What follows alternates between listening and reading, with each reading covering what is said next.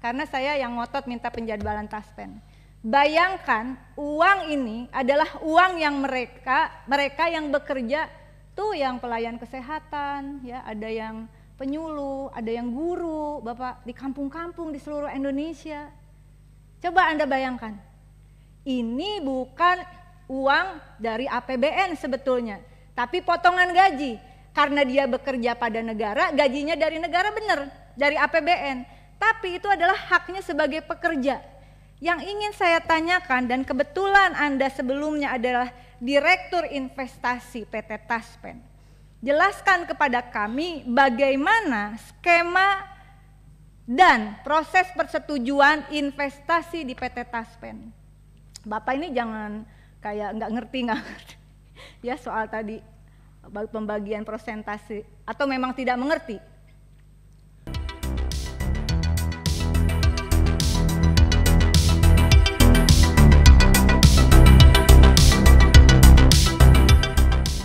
Sahabat pembelajar, berjumpa kembali bersama Imade Sidiase Belajar Jadi Guru.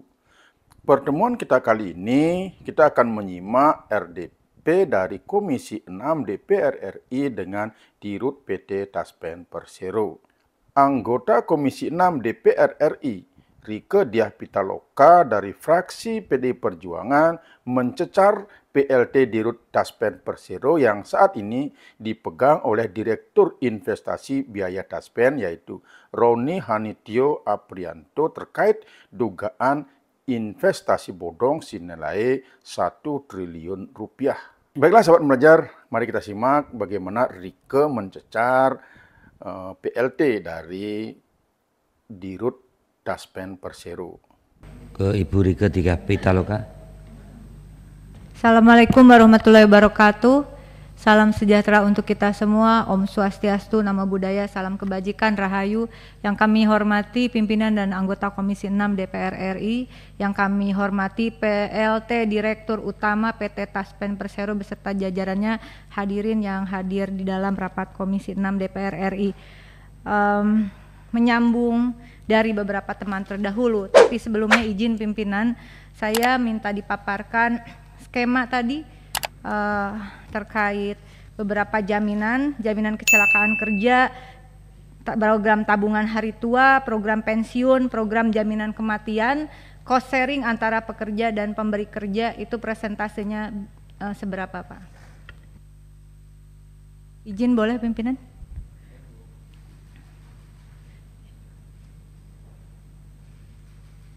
Pak Dirut, bisa dijawab? Boleh, Pak? Boleh. Supaya jelas ini, karena ini bergerak di asuransi tapi sebetulnya bukan mencari nasabah seperti Pak Hendrik katakan tadi.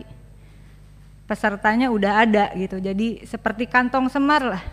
Ya kan, orang mau nggak mau semua PNS itu harus dipotong gajinya langsung dari rekeningnya. Like, comment, and subscribe. Dan share.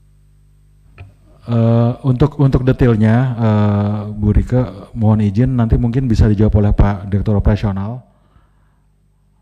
Izin pimpinan, saya juga boleh, apa-apa sih. Jangan nanti Pak, karena boleh, uang yang diakumulasi ini kan yang diinvestasikan. Slide-nya ada nggak? Oke, sebutin ya. Jadi untuk THT itu rinciannya adalah 3,25%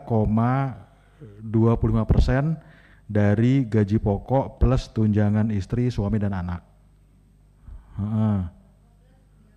Ya, kemudian untuk JKK,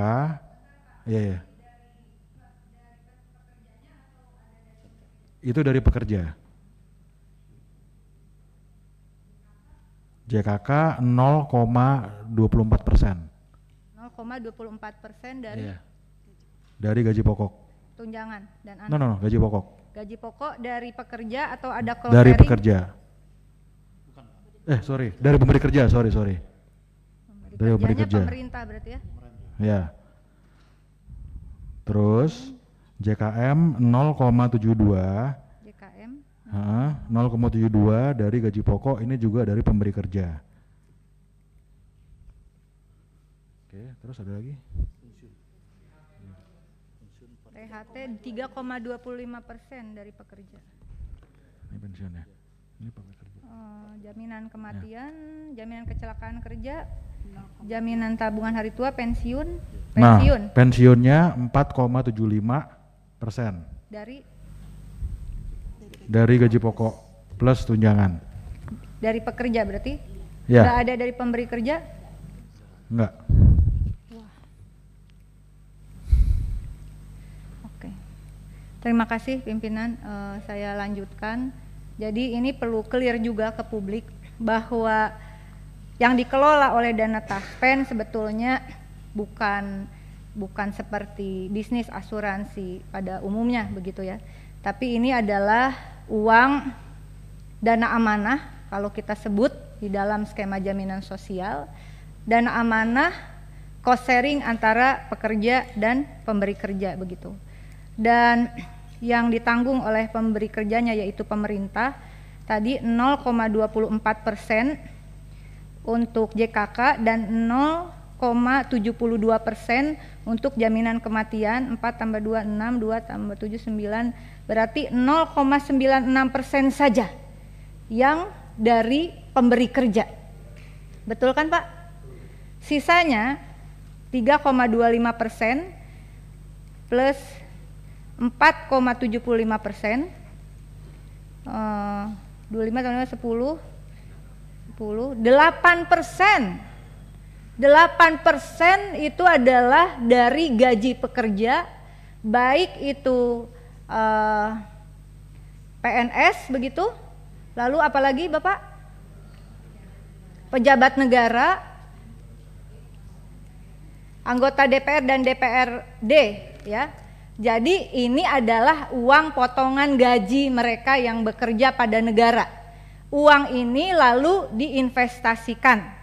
Nah, koreksi kalau saya salah, saya ingin menanyakan visi dan misi dari Taspen ini apakah masih sama atau sudah berubah.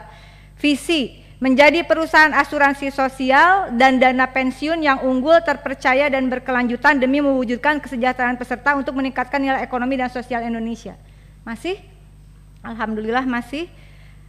Kemudian misinya memastikan terwujudnya layanan terbaik dan investasi yang andal serta kepemimpinan inovasi bisnis dan transformasi digital dengan SDM yang amanah, kompeten, saya ulangi, amanah, kompeten, harmonis, loyal, adaptif dan kolaboratif.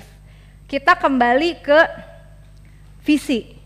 Pimpinan dan anggota izin, ini adalah perusahaan asuransi sosial, bukan asuransi komersial. Betul ya Bapak ya? Asuransi sosial. Artinya sistemnya saja yang untuk seperti komersial, tetapi prinsip di dalamnya adalah asuransi sosial. Kenapa demikian? Karena dana yang dikelola adalah dana amanah. Dana dari para pekerja. Bukan seperti asuransi komersial, asuransi swasta yang dia memang orang yang ingin mengasuransikan di luar potongan upahnya, misalnya seperti itu. Nah, oleh karena itu kebetulan PLT Dirut Taspen ini adalah sebelumnya pernah menjabat Dirut PT Bahana Pembina Usaha Indonesia Persero, Dirut PT BRI Dana Reksa Investment Management, bukan? Tapi yang jelas Direktur Investasi PT Taspen. Maaf ya, yang dua berarti bukan. Jadi Direktur Investasi PT Taspen. Kebenaran Pak. Nah, dana-dana yang diakumulasikan tadi Bapak, saya kira di sini berarti ada 108,69 triliun yang untuk THT, tabungan hari tua, yang potongan 3,25% ya, betul ya.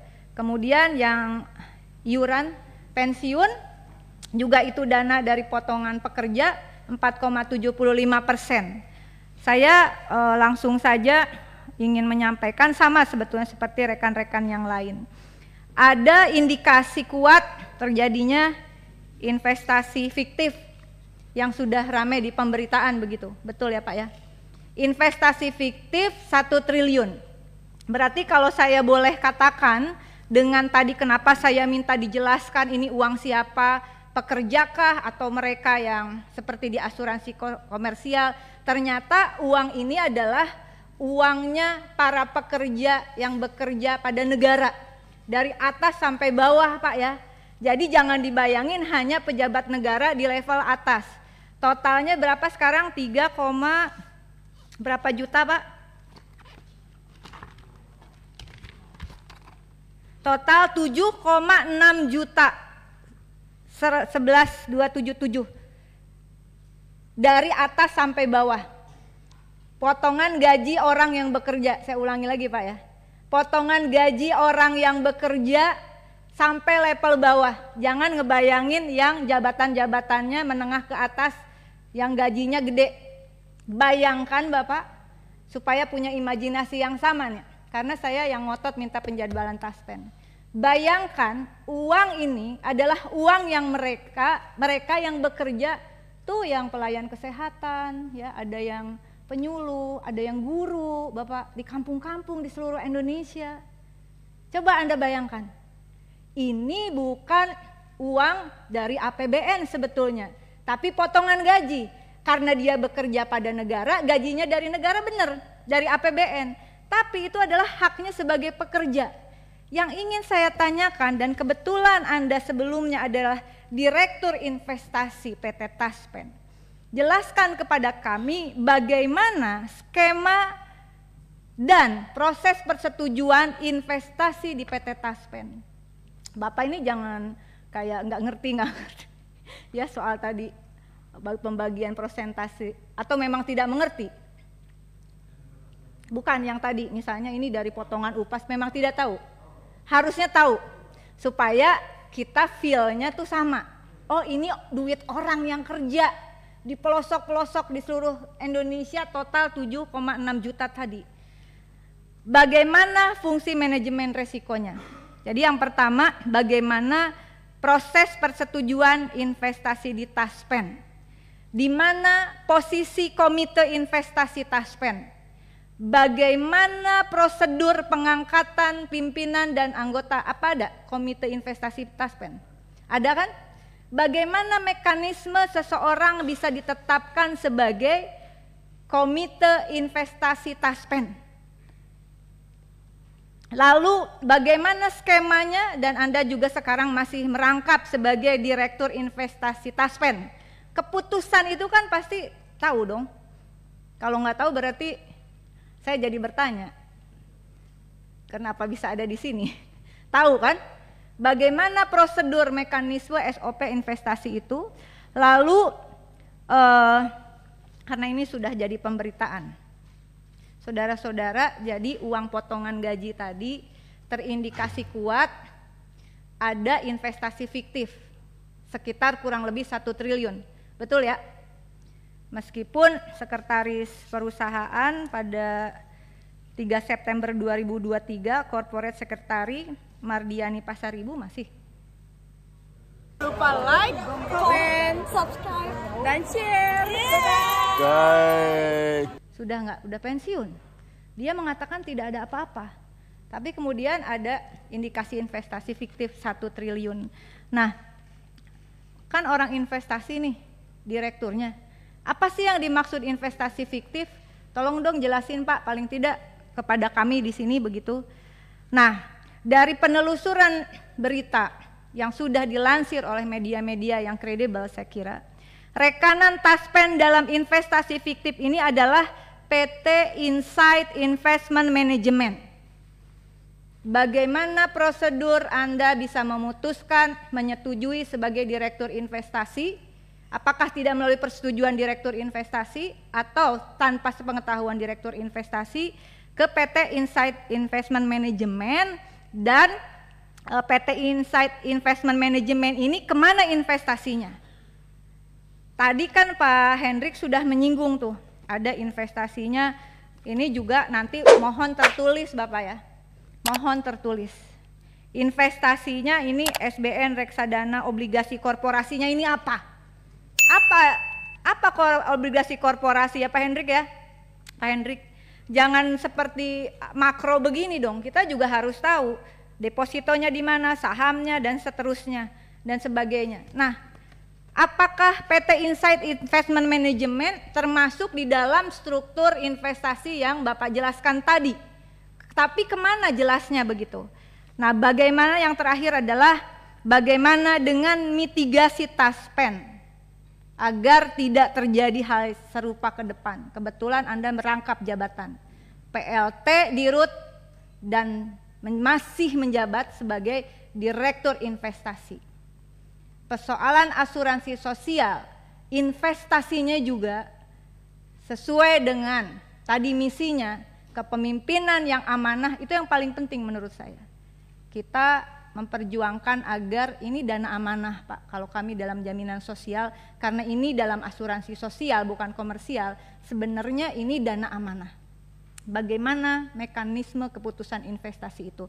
Yang terakhir, hasil pemupukan atau investasi itu diberikan kepada siapa? Apakah diberikan nanti dalam perhitungan THT masuk, termasuk pensiun? Apakah kami semua termasuk yang ada di ruangan ini, termasuk teman-teman sekretariat yang PNS, yang dipotong tadi total 8% itu, yang saudara putuskan investasi, apakah ada akumulasi nanti ketika kami pensiun? Atau kami hanya mendapatkan seperti akumulasi dari nilai dari angka uang yang sekarang, tapi nilai pemupukannya itu diserahkan atau tidak kepada peserta yang notabene adalah dari potongan gaji ini. Saya tidak tahu apakah kalau di Taspen mungkin sudah bukan PNS ya, tetapi kalau asuransi itu kan, kalau kita asuransi komersial, kan sistemnya nih asuransi komersial, hasil pemupukan itu nasabah dapat dong Pak, bener nggak? Nah kalau di Taspen, nasabah dapat nggak? Jangan sampai nanti mereka terutama yang di garda terdepan pelayanan publik, kerja dipotong total 8%, ternyata nilainya itu tidak mengikuti hasil investasi dan tidak ada maknanya untuk pensiun dia 20 tahun ke depan misalnya. Nah ini juga perlu kami tanyakan, mohon dijawab. Demikian pimpinan, terima kasih.